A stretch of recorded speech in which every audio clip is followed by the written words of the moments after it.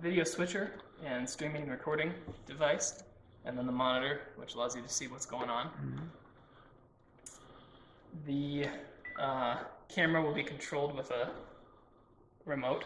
You just point at it and you have left, right, up and down, and then we'll go into setting presets later, zoom in and out, etc. The video switcher, you guys won't have to worry about most of the buttons on here because you've got only one source. So really the only buttons you guys are going to need to worry about are the record REC button here and stop, and then the on air and off button. The recording app goes to this USB drive right here, which just pops out the back. In order to record, all you have to do is press the REC button if the light's green, and now it's recording. When you're done recording, you just press the stop button here, and it'll stop it, turn back green, let you know it's ready to record again. You should be able to record as long a service as you want until the USB is full. Currently, I think we have 15 hours available based on, you can see right here the time and the status. And then for streaming, that's what this window here is for. Streaming, you guys will need to get a network connection to one of the ports that are down on the wall. You guys won't have to worry about really any of the buttons except for the top four here on the left: record, stop, on the air, and off.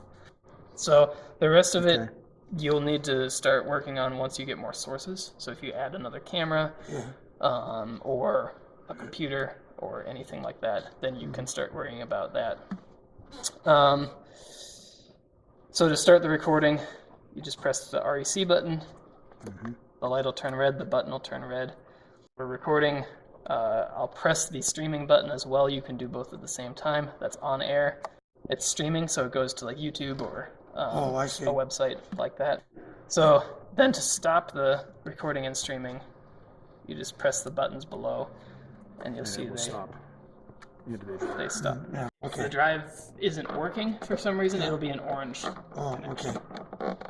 This is a little bit small, but if I'm on that side, it's a little easier once you pinch it. Okay, so your USB drive, this is the side that goes into the back. It theoretically can go in either way, but it has to go in this direction with the non-logo side up because of the HDMI that's coming out of it.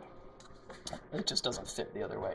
To go into a normal computer, all you have to do is slide this little slider the other direction, and you have a normal USB port. It's got the tiny USB that you gotta use? It's got an A and a C. An A on one end and a C on the other. Yep. I see. And that, as far as what you guys currently have set up, is really all you need to know. Where is this here? What you're seeing here, it would make a little more sense if we had another camera or another source. This is your incoming camera, and then right now you're just seeing preview and program.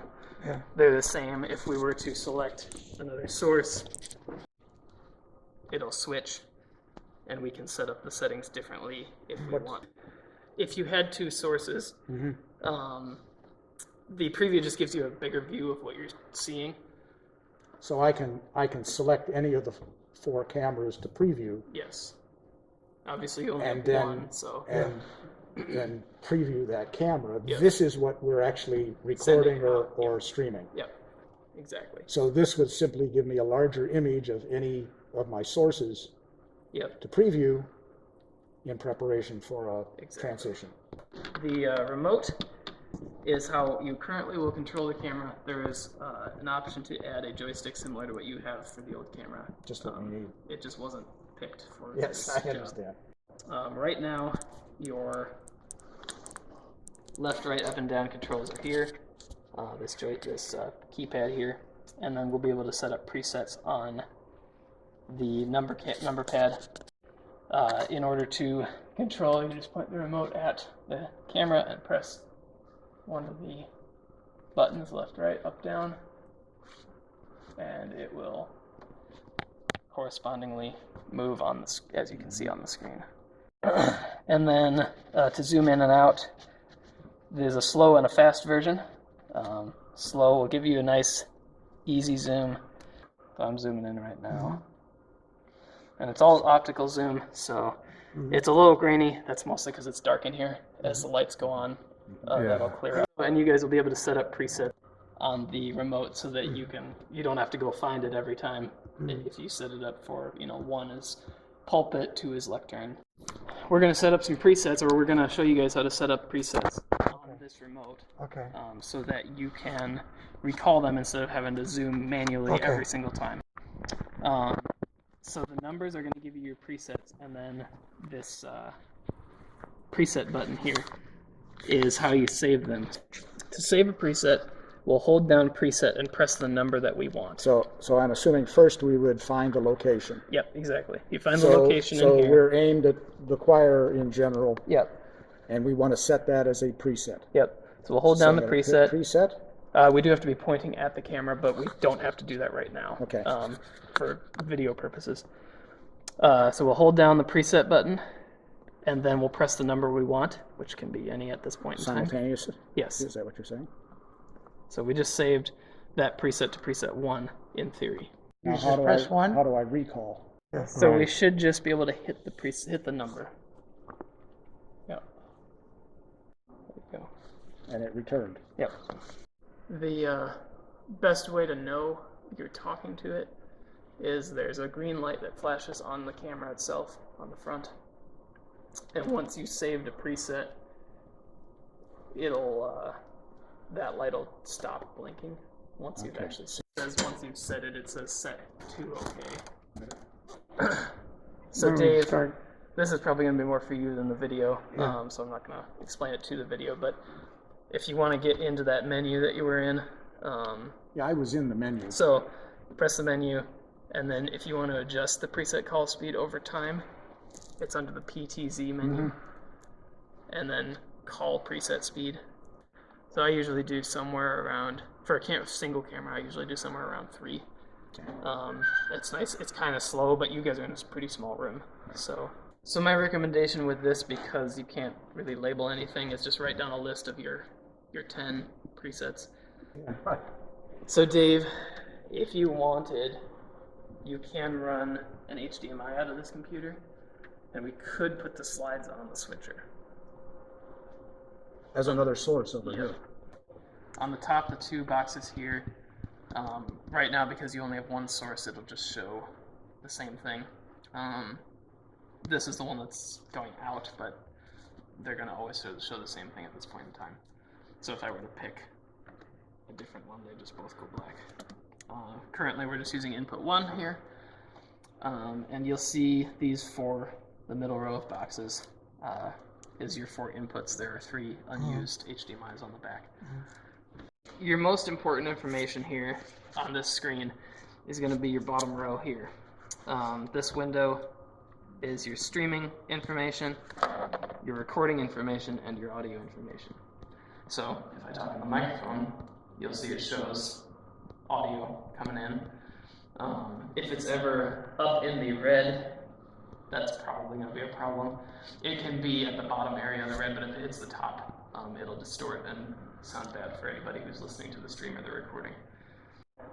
You'll be able to adjust some of the volume here, potentially, but it also can be adjusted in the switcher as well. The buttons you guys with the one camera are really going to have to worry about are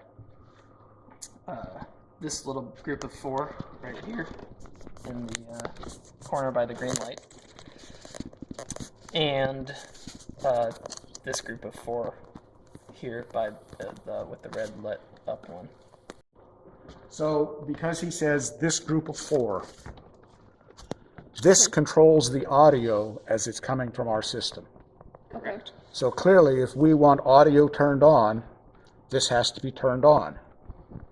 He told us to watch the meters on the lower right-hand corner. If it starts to go into the red, it's too loud. We certainly can turn it down there, but turning it down over here affects what we're what's hearing in in this here. space.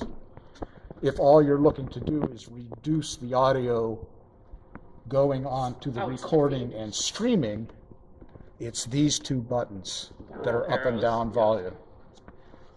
I think it does it 1 decibel at a time, so it's just You very click, incremental. click, click, pretty incremental Got it. to just drop it down a little bit.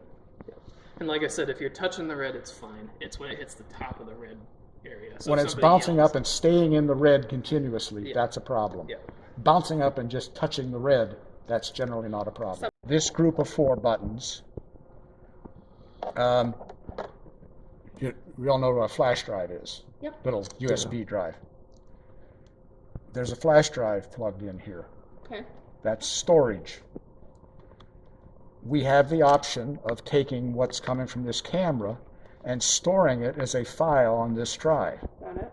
These 2 buttons start and stop that. Yeah, the REC is record, and Okay. stop below it is stop recording. Mm-hmm. In addition, this device is able to stream live, which means that at some point, if we get this set up, this could be a link directly on our website that is just the live service on Sunday mornings. Mm-hmm. We're obviously going to capture it so that people can play it back after the fact. Mm-hmm. So you guys are using YouTube. YouTube automatically keeps the recording of your live stream. So it goes live, Yeah. but it automatically keeps it. Yeah. That's And then you cool. can go on the YouTube. This and pair of change buttons the names. controls that. Yep. Okay. So if you want to start recording, we can do that. If I hit the button, Yep. Just by hitting record. REC. it's red. We're recording. So And the And record you'll see bit. here, it'll show you how much time. I can't remember what Well, these right all there, mean. up here is 11 seconds. Right up here. Yep. So it's showing how long you've been recording, and I think how much time is left as well. Uh-huh. You want to start streaming? Huh? You want to start streaming? do a live stream right now. So it's streaming is what? The on-air Different button. kind of right stream, Don. You see, I do a lot of kayaking, see? Okay. And it's streaming. What does this mean? It's going straight to YouTube. We are now live on the internet. And it says Okay. excellent connection. And the streaming, does it show it's streaming on here? On It this, does. The next box over. right here? Other side. This one here. Oh, there, that's streaming. So, see how on-air is lit up red? When it's red, it means you're live, and then you got a data speed thing there just telling you how fast So it's about output. let's see, about a minute and 47 seconds, I started streaming. Uh-huh. And it says the data rate is about 7. Yep. What does that mean? It just means you're transmitting in HD. Oh, there Your you go. internet connection is good. So we're literally live right now. You guys will be able to delete this video after we're done. But yeah, this is literally exactly what we're seeing, but it's going through the Right, internet. there's a back. delay, but Yep. It looks like you guys are going to be around 10 to 15 second delay, maybe even less than that. It'll change, but it doesn't really matter because the people watching at home don't really have Right, a reference to what's right. happening here. Nice. Let's stop recording now. And then let's stop streaming. Do I stop streaming too? yeah. Yep, go ahead. If I didn't stop, if you could stream and not want to record, is that right? Correct. And you could record and not stream. That's correct. I think the really important thing is somewhere connected to the internet, you will have to have this page open. You don't have to do anything on it, but YouTube made some changes last October. And it used to be you could just push the button and walk away. This page does have to be open somewhere on a computer that's connected to the internet. You have to go on YouTube. Yeah, and log into the specific thing. I will email you everything I have, the IP addresses and everything. Okay. I will walk you through how to do it. The big important thing is for your normal Sunday, You have to be logged in. you have to be logged in on that page, and then when this comes up, after the stream is done, if you don't click dismiss down here, it won't stream the next It won't time. upload. It'll upload, but it won't stream the next time. Oh. So you just have to click dismiss, to get to that page on YouTube, this is what comes up on the main home page. There's a little camera plus icon up here in the corner. And you can do this obviously with a mouse. A little drop down, you just click Go Live. And we'll see if I actually clicked on Go Live. Yes, I did. But I'm signed into my account. Yes, you want to be signed into the church's account, which I will send you the information for. So now we're back on that page. Now, if you want to flip that switch again, we'll turn everything back on.